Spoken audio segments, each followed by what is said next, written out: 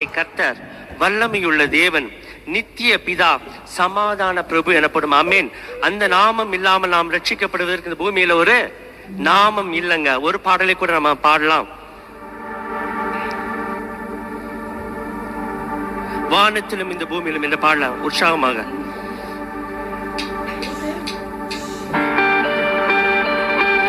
அவர் நாமத்தில் மன்னிப்பு உண்டு என்று வேதம் சொல்லுகிறது. அவருடைய நாமத்தில் பேய்கள் ஓடும் என்று வேதம் சொல்லுகிறது. அவருடைய நாமத்தில் மட்டுமே ரட்சிப்பு உண்டு என்று வேதம் சொல்லுகிறது.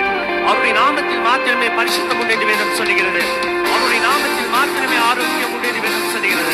எத்தனை பேர் விசுவாசத்தோடு பாருங்க. வானத்திலும் இந்த பூமியிலும் வல்லமையான ஒரு நாமம் உண்டு. வானத்திலும் இந்த பூமியிலும் வல்லமையான ஒரு நாமம் உண்டு. மனுஷருக்குள்ளே வல்லமையான வேறொரு நாமமில்லை. மனுஷருக்குள்ளே வல்லமையான வேறொரு நாமமில்லை. அவர் நாமம் இயேசு கிறிஸ்து. அவர் நாமம் இயேசு கிறிஸ்து.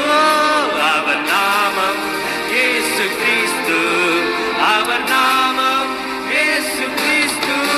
நாம் விடுதலை அடைவதற்கென்று வேறு நாமம் நமக்கில்லையே. நாம் விடுதலை அடைவதற்கென்று வேறு நாமம் நமக்கில்லையே.